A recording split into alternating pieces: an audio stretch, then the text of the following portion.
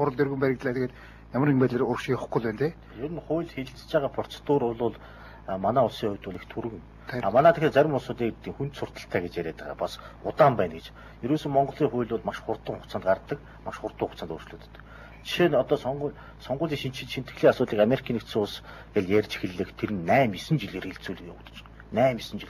Нийгмийн өргөн зөвшөлтсөл төрж нийгэм маш их мэдээлэлцсэний дараа л ердөө тэр хууль хэлэгдэж байгаа байхгүй. Манайд одоо сүүлийн үед хэлж байгаа налгаагаа хэлж байгаа юм дээр харин эсрэгээрээ зарим манай нөхдүүдийн тайлбарлаад байгаа. Энэ бизнес эрхэж хөнддөг учраас тэр улсууд нь мэдэгдэхгүй гяс баталчихгүй бол тэдний сонирхол хөндөөд тэд эсэргүүцэж чинь гэж яриад байдаг. Тэд тэр эсэргүүцлийг үүсгэж болохгүй гэнэ. Эсэргүүцэл нь гараа тайлбар явагдаад ингээ явах. Одоо ганц нэг асуудал байна. Одоо компани тухай хууль одоо улсын хурлаар хэлцэгдэж байгаа. Тэгэхээр манай бизнесмэнд одоо компани тухай хууль улсын хурлаар хэлцэгдэж эхэлж байгааг одоо мэдээгүй явж байгаа. Яг үндэ бол тэгэхээр одоо компаниудын эрх ашиг тэр хуулиар одоо хэлцэгдэж гарах нэ. Тэгэхээр анхны хуулийг бол ерөөсөө шууд гадаадаас бол хуулбарсан гэдэг хууль гишүүд одоо хүлээж байгаа. Одоо бол яг 20 жил одоо бас бизнес тийм ээ хөгжөөд тэгээ компани тухай хууль орохдоо өнөөдөр ямар ч бизнесийн топ бизнесүүд одоо хилцэгдээгүйгээр улсын хурл одоо бас батлагдах гал хилцүүлэх чадан тавьж байна. Энийг бол ил тод байдалтай биш ээ гэдэг нь ер нь аль чуулч тийм байгаа шүү дээ. Ер нь аль чуулгыг бид нар хүсвэл их нэг өдрийн дотор гаргадаг. Хүсэхгүй бол 10 жил байсан ч байлгачлаад өргөн мэдээлэл журмын тухай хуулийг одоо өөрчилж. Тэгэхээр зэрэг эн чинь өөрөө юутай сая Сүхбаатар гишүү ярьсан шүү дээ. Нэгэд өргөн хилцүүлэг хийхгүй. Энэ арчил ил тод байдал чи өөрөө айгүй том өргөн хилцүүлэг процессын асуудал байхгүй. Процессын асуудал тийм. Тэгэхээр энэ процессыг зөрчигдөхөөр зэрэг ерөөсөө хэн нэгэнтэй л одоо үлдээчих юм бол хэн нэгний эрх ашиг нь өндөр. Тэр хууль гаргалтаа одоо энэ гарсныхаа маргааш биш 10 хоногийн дараа биш.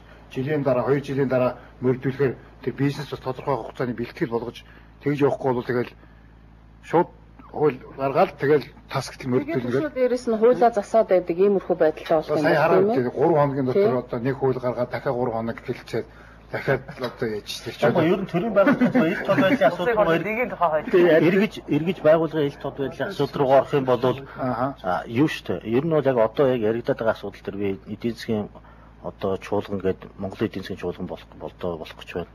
Тэгээ яг хурлын хувьд бол засгийн газар бол нэлээд тийм одоо хувьсгал шин чанартай тийм хууль оруулж ирсэн байлээ. Үйл ажиллагааны ил тод байдал, санхүүгийн ил тод байдал, тэг хүний нөөцийн ил тод байдал, тендерийн ил тод байдал гэж хуваагдаад тэг хүмүүс одоо бичгээр хүсэлтэд гаргадаг. Тэгээ байгууллагууд цахим мууц самбар дээр ийм асуудлууд байлгана. За мэдээллийг хүлээж авах альва хязгаарлалтуудыг нэлээд хумсан ийм хуулийн төсөл оруулж ирсэн байна. Тэр их хурлын төвшөнд одоо бид юу хийх вэ гэхээр яг энэ саяны энэ мэдээллийн ил тод байдлын тухай хууль, за тэгээд сонирхлын зөрчлийн одоо хууль гэдэг манай гишүүд өргөн барьсан. Энэ хуулиуд дээр хийвэл яг энэ асуудал төр нэлээд одоо өөрчлөлт гарна. Ер нь барууны орнуудын тэр гол тухайд хөгжсөн гол юм нь бол ерөөсөө захиргааны мэдээлэл буюу энэ яриад байгаа юм дандаа захиргааны мэдээлэл байна. Тэгэхээр энэ хуулийг харин бид ерөөсөө хийж чадаагүй байж байгаа. Одоо улсын хурлд энэ хаврын чуулган дээр энэ асуудлыг хэлцэхэд харин ёстой. Бүх одоо улсууд манай сонирхлын зөрчил мэдээллийн эрхчлэлийн хуулийн дээр бол бүрэн хэмжээгээр иргэний нийгмийн байгууллага хувийн хвшлийнхэн одоо маш хүчтэй шахалт үзүүлэх нь зүйтэй. Ингэж энэ хуулийг хийж чадах юм бол иргэд бол ямар нэгэн хэвлэл мэдээлэлд амжихгүйгээр өөрөө шууд ирэх мэдэл олж авч байгаа. Шууд мэдээлэлтэй. Энэ л одоо анхаарлаа хандуулах шаардлага байна. Зүгээр төрийн байгууллагын ил тод байдлыг үзүүлэлт бол муу байна уугүй бол мэдээж ойлгомжтой 114 дуурт орж байгаа авилгацсан улсад одоо ил тод байдал нь сайн байна гэж ярих гад эсвэл одоо тэр тухай яриа өрнүүлэх нь өөрөө утгагүй. Хамгийн гол нь зөрүүлээд нөгөө энийг яаж шийдэх юм бэ? Тэгээд тэрний нэг аюултай амчинд бол нөгөө хүмүүсээр дамжсан бүлэглэл шүү дээ. Одоо орон нутгийн төвшинч, төрийн дээд төвшинч ингээд ах トゥ амрах садан нараа ингээд одоо хувь хувьсгалаараа ингээд холбогдсон юм сүлжээнүүд. Тэгжиж энэ нийгэмд амьдраад байгаа байхгүй. Нэг санал хүлээ. Тэрэн дээр шүү дээ одоо би сая интернет ухаж үзэж байхад бол Австралийн засгийн газар бол ил тод засаглалын тунхаг гэдээ гаргачих. Ил тод засаглалын тунхаг. Энэ дээр бол нөгөө яг одоо мэдээлэл оролцооны асуудлуудыг маш сайн түлхүү тавьж өгсөн байна. Ил тод байдлын тунхаг гэдгийг гаргаснараа яг хэвээр үе үеийн нөгөө нэг одоо манай энэ төр засгийн одоо ажиллаж байгаа албан тушаалтнуудын тодорхой тэр нөгөө хязгаарлалтуудыг бий болгох ийм эхлэлийг тавиад өгч байгаа байхгүй юу? Тэрнээс биш одоо юу гэдгийг одоо жишээлбэл би өнөөдрийн ерөнхий сайдыг тийм үү? Урд нь одоо ажиллаж исэн одоо ерөнхий сайд нарч байдаг юм уу? Энэ хүмүүс бол өөрсдөө ил тод байх, өөрсдөө энэ асуудлыг эхлээч гэж хэлж байгаа байхгүй. Яг гэвэл манад улс төрийн соёл шалга, нийгмийн соёл шалга, одоо яг нөгөө арчилсан соёл маань бий болж тогтоогүй шүү дээ. Жишээлбэл одоо төрийн 3 өндөрлөг гэж ярьдаг хэврээ байгаад байгаа байхгүй юу? Энд чинь нөгөө дарангуйлын нийгмийн тийм ээ дарангуйлын нийгмийн энэ сэтгэхүй чинь манай одоо ард түмэнд бүр ингээд оюун санаанд нь бий болчиход байна шүү дээ. Тэрнээс хуулиар бол төрийн 3 өндөрлөг гэсэн тийм нэр томьёо байхгүй тий байхгүй. Тэнд бол засаглалын 3 хэлбэр байгаа тийм үү? Одоо хууль тогтоох гүйцэтгэх шүүх засаглал гэдэг. Энэ 3 одоо энэ засаглал чинь энэ ил тод байдлын нөө нээлттэй засаглалын нөө энэ бүхнийг баланстайгаар авч явж явах хэрэгтэй шүү дээ. Гэтэл манайхан ч одоо яадгийн сая бахан амт шагналаач цагаан сараар тэгснэ төрийн 3 өндөрлөгтэйгээ зоолгосон чи ямар сайхан байваач гэх шиг тий. Манай одоо иргэд иймэрхүү сэтгэхүйтэй байна шүү дээ. Тэгэхээр яг хуу засгийн газар болохоор шинжлэлийн жил бизнес хэмжижлгээд бас нэгэн санаалт гаргаад яваад байгаа. Гэхдээ бас удаан явж байгаа юм л да. Тэрний яг хуу гэхээр нэг бүртгэлийн систем рүү буюу одоо ингээд тодорхой стандартыг хангасан бол тэр бизнес эрхлэхийн зүгээр бүртгэл тэгээд кино явуулдаг одоо тим тогтцоор явах болохоор яг тэр зөвшөөрлийн чинь хойно л одоо ингээд авилга болоо шүү. Ер нь тэр асуудал тэр юм байгаа маа. Яг улсууд бол тусгай зөвшөөрөл бүртгэл их буу байна гэж. Тэр зөвшөөрөл бүртгэлийн систем бол аль ч улс оронд бол төрийн зохицуулалтын гол зэвсэг хэрэгсэл байж байгаа. Тэгээ энэ бол яг таны хэлдгээр хувьдаа ашиглаж байгаа байдал гэдэг бол дөрөв хэлж шээ. Улс төрийн нөмөр нөлөөг дэмжлэгтэй тодорхой одоо улсууд төрийн тодорхой хамгийн чухал постуудад албан тушаалууд дээр байр цэнтэй бас их холбоотой. Хичнээн мянга сайхан хууль гаргаад сайхан юм яриад төрийн сайхан орчныг бүрдүүлж өглөөч ерөөсөө мөн чанараараа төрийн одоо аппарат гэдэг чинь өөрөө тийм яг би түрүүн хүн суртал гэж ярьж байна. Тэр энд бас танин мэдэх ачаал бүтэлтэй байж магадгүй. Ер нь хүн суртал гэдгийг бол хамгийн эерэг талаас нь харах юм бол энэ өөрөө ажил явуулдаг нэг арга ууг нь. Тэгээд ерөөсөө төрийн аль ч байгууллагын 5 эмгэг гэж байдаг гэж байгаа байхгүй. Энэ нь чирэгдэл зөрчилдөөн, давхардал, тэгээ империалист шинжтэй. За тэгээд нөгөөх нь бол одоо тэгээ би нөгөөх нь орхичих. Тэгээд хэлэх гэж байгаа юм юу гэхээр империалист шинжтэй гэдэг нь бол шил хичнээн одоо ухаалаг одоо гоор болоод Клинтоны засаг захиргаа гарч ирээд 100 мянган одоо орон ток төрийн албаагч орондоо багасгасан байдаг. Гэтэл хэдэн жилдээ эргээ өцөхөд 100 мянга биш 140 30 мянгаар. Ерөөсөө энэ бол ингээд нэг айгүй олон толгойтой ургадаг юм эрх мэдэл гэдэг үйл өөрөө юм муу чанартай зүйл гэж үздэг. Тэгэхээр энэ өөр ингээ ургаад идэг өөртөө их мэдл хүмүүс олж аваад цомгтгсон ч аюу ямын алга болгосон. Тэгэхээр энэ өвөхгүй байнгын тэмцэл гэж байгаа байхгүй. Тэгэхээр энэ ардчсан нийгэм өөрөө энэний эсрэг байнгын дархлаатай байхын тулд нөгөө иргэдэд оролцоотой, иргэдэд мэдээлэлтэй байлгах. Тэгээд байнга одоо алгаагүй шиг ярьдаг хүн 10 жилийн дараа ч алгаагүй энэ ярьдаг болж игэл 10 100 хүн ярьдаг. Ийм болох ёстой. Жишээ нь одоо барууны орнууд бол бүр ингээ ирэхэд бүр өөр хэлбэрлэв шилжиж шээ. Агуулгын биш. Агуулгынхаа ил тод байдал руу орчоод хэлбэр байшингуудаа одоо ингээд ийм шилэн болгож гэлж. Яг л одоо тэр нөгөө албан тушаалтан гишүүд эднэр юу хийж байгааг нь ерөнхийдөө зөв ууган тэр чинь нэг сүрхий ажил бүрдэх шаардлагагүй шүү. Гэтэл тэгж хийж байгаа.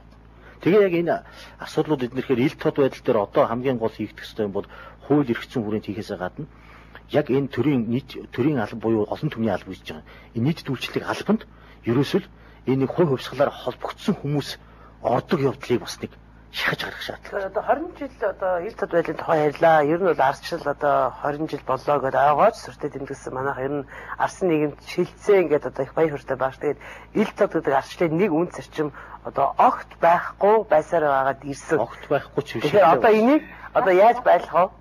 Одоо байхгүй байсан бол TV5 телевиз оршин тогтноод өнөөдөр ингээ асуудал яриад заримдаа танаа телевизээр хүмүүс орж шүүмжилж гин зарим мэдээллүүдийг та бүхэн сурулжилж штэ. Энэ бол өөрөө ил тод байдлын бас төрийн байгууллага ил тод байдлын хоёрсон. Энэ ил тод байдлын нөгөө нэг үндсэн үзүүлэлтүүд биш. Зүгээр ярьж болж юм тийм үү? Гэхдээ бид нар ямар нэгэн мэдээлэлгүйгээр ярих нь өөрөө бас ашиггүй. Арчлын өөрөө шин тэгээ бид нар одоо нэг богино хугацаанд л их хурдан юм хийчих гээд ингээд зүтгээд идэх чинь ерөөсөө бас цаг хугацаа хэрэгтэй. Ялангуяа хүний толгойн юм өөрчлөлт гэдэг өөрөө бол урт хугацаа. Тийм учраас зүгээр огт өгөөсгөж болохгүй л одоо бид нар чинь ил тод биш байна. Одоо социализм үеч одоо мардаа гэх чинь одоо ингээд концессийн гэрээгээр ёстой тийм байдгийг мэддэг л байлаа шүү дээ. Өнөөдөр ерөнхийдөө бол бизнес ямар нэгэн байдлаар ил тод байна. Татвар матурнд гойцолдог байдаг. Тэгэхдээ бүр огт хаалттай гэж хэлэхдээ цааш юм.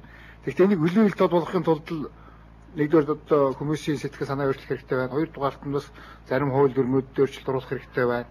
Ялангуяа Сүхбаатар гишүүнээр байгаа тэр хуулиуд бол маш зөв зүйтэй юм байна. Алгаагүй ч гэсэн одоо ингээд одоо юу гэдгийг над миний талаар сэжиг өгөхөй санагдаад Сүхбаатар илүү тансаг хэрэглээтэй байгаа их хурлын гишүүн дотор ингээд явж илээ бодоход Миний хөрөнгө оруулгын мэдүүлгийг олж үздэг. Тэгээд сонирхсан зөрчлийн мэдүүлгээ саяны хууль байгаа хийчүүл ингээ авч үздэг. Тэгээд магадгүй авшруулаа судалдаг. Надад бас шаардаад үйл ажиллагааны талаар асуудаг. Би тэрийг гаргаж өгдөг байх хэрэгтэй. Одоо жишээлбэл сая түмгэрэл захирлын хэлдэг шиг ерөөсөн Монголын төр нэг юм байгаа. Одоо тодорхой яриа шилжмээр. Жишээ нь одоо ингээд чи бизнес хийдэг үү? Скватер биений бизнес сүрхий хийдэг үү? Ингээд явж байна. За улс төрд явдаг учраас би олон төмний дундаас дэмжлэг босгоод би ингээд улс төрд явдаг. Өмнө юм уу чи? Асуухт нь би ийм юм байна үнэ. Тэгээ асуухгүй та надаас илүү амьдарч байгаа шүү гэж. Тэгэхээр би танаас илүү амьдарч болохгүй. Та өгөөж гисэн компанитай. Гэтэл би тийм компаниггүй байж би бол үйл ажиллагаа санхүүжүүл явж болно. Одоо энэ тэндээс босгоо. Тэгэхээр миний хувийн амьдрал тэр компанийн захирлаас хамаагүй өндөр түвшинд амьдрах тийм орчин байна. Тэгэхээр яг одоо ярих гэж байгаа яриа бол нарцсан юм ярьдаг яриа бол одоо энэ Америк гэдэг чиг сонирн байгаа шүү дээ. Хажуудлын хөршин татврын байгууллагата матж байгаа шүү дээ. Энэ нөхөр бол нэг л илүү орлого олоод их шиг шалгаад өгөөч гэж. Тэгээ шалгаад үзэхэр тэр хүн илүү одоо төрийн албаагч байдаг. Хэрэглээнүүдээ вандгарж явуунчаад таквад байдаг. Гэтэл орлогыг яасан гэхээр нөгөө татврын бүртгэл байхгүй. Энэ нөхөрд гэрэг үүсгэж явчих жоо. Үнэхээр хүмүүсийн хамгийн хэцүү юм бол хүний толгой доторх хэмиг өөрчлөх байт юм байна. Тэгээ энд бол аль талаас бодох хэрэгтэй юм те. Төрийн албан хаагч нарсан ч гэсэн олон түмэн ч гэсэн те. Өөрсдөө тэр мэдээллийг олж авах, өөрсдөө шаардах тэр хүсэл сонирхлоо байдаг. Тэгэхгүй бол одоо манай ихэнх хүмүүс мэдээл байхгүй шүү дээ. Тэгээ тэрийг авах сонирхолгүй байна. Яадаг вөхөр сонио уншдаг хүн ховор юм байна. Ер нь ингээ яхаар. Тэгэхээр бас сонио худалдаж аваад авах тийм эдийн засгийн боломж ховор юм байна.